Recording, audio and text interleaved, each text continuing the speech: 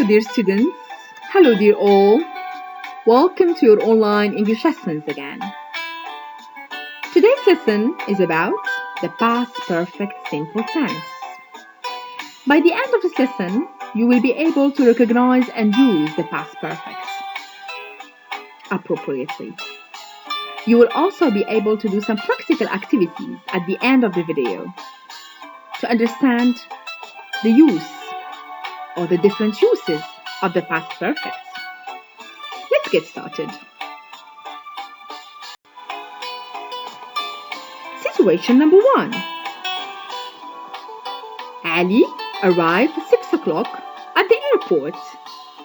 You can see in the picture, Ali is looking at his watch because he's late. He's looking at his watch with surprise. He arrived at 6 o'clock at the airport, but the flight left at 5.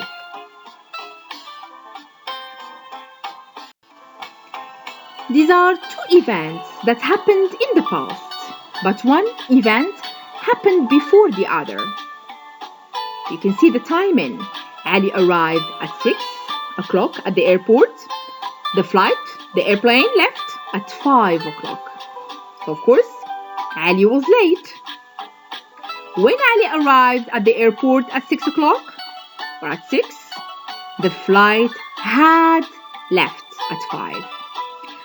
Let's see why we write the second action in the past perfect and we didn't write it in the simple past.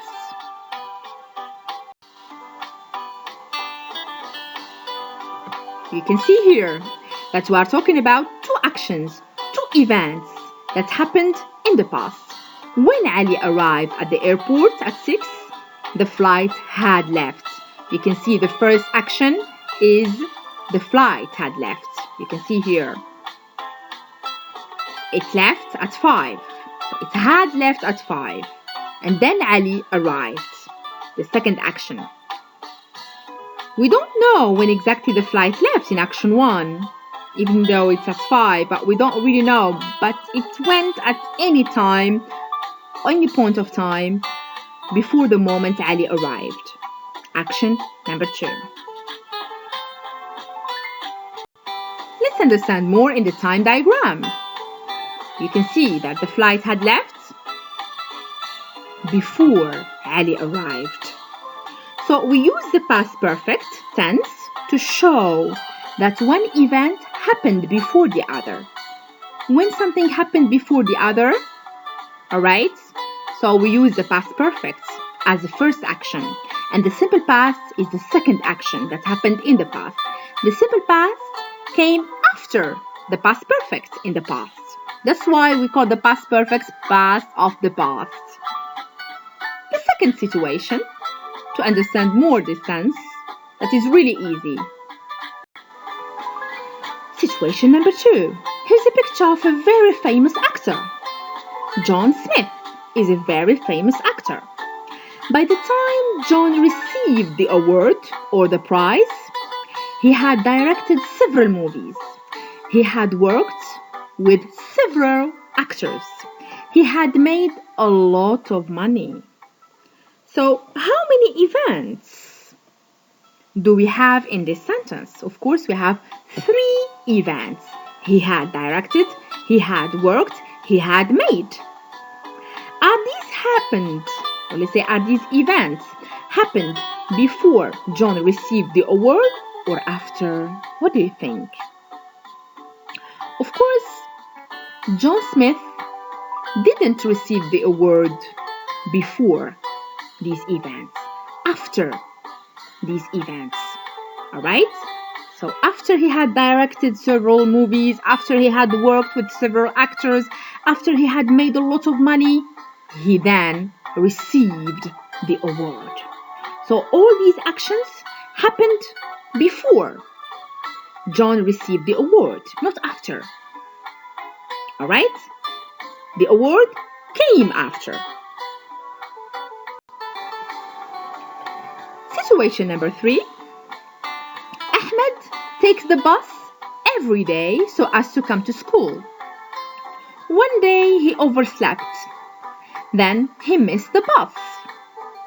So here we have two actions. One happened before the other. So why did Ahmed miss the bath? He missed the bath because he overslept. So here we have what do we call cause and effect. Ahmed missed the bath because he had overslept. So I have to write the first action that happened in the past perfect, not in the simple past, because it happens first. All right? So of course here you can have a look at the cause and at the effect. The cause here is that Ahmed had overslept. As a result, he missed the past. So the past perfect is also used so as to show cause and effect.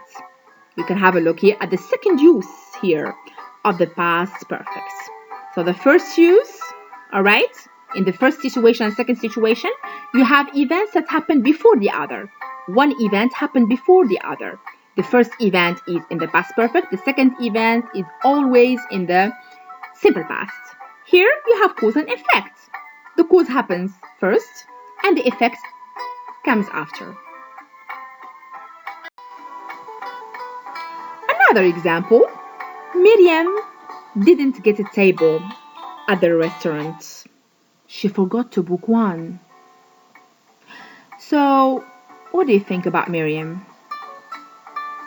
She couldn't get a table at the restaurant because she had forgotten to book one.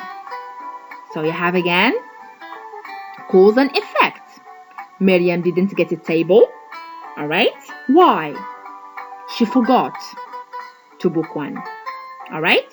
So here we would only say or simply say Miriam didn't get a table at the restaurant because she had forgotten to book one. Cause and effect. The cause is that she had forgotten.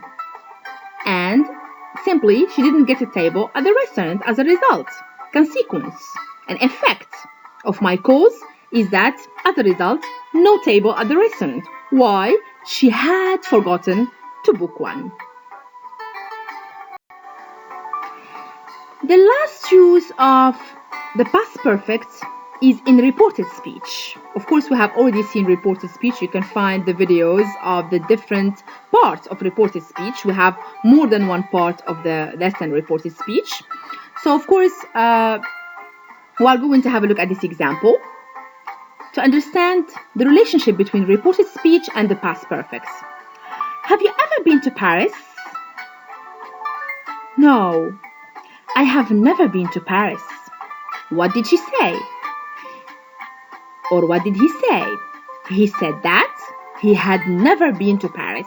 So, of course, as I told you in the videos of reported speech, whenever we have the simple past, it turns to the past perfect when we report what someone has said in the past, in the simple past tense.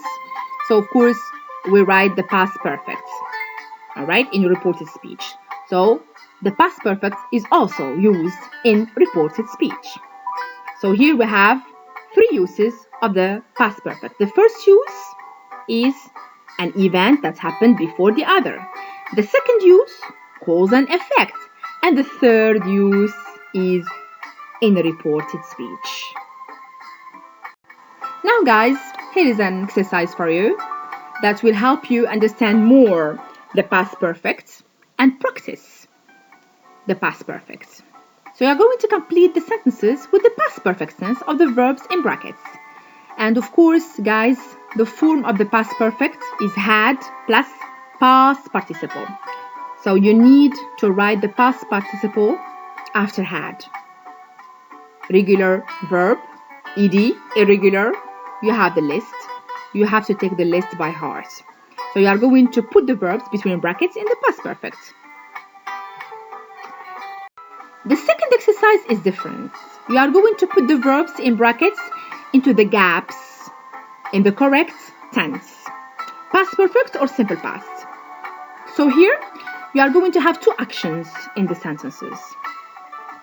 The first action must be in the past perfect and the second action must be in the simple past. You need to read the sentences, please, carefully and find out the first action in the sentence, conjugated in the past perfect, had plus past participle, and the second action must be conjugated in the simple past. Thank you for your attention, and please feel free to ask me any question. It's my pleasure to help you and to read your commands and also to correct your mistakes. Of course, from mistakes we learn. Take a good care of yourself. Goodbye.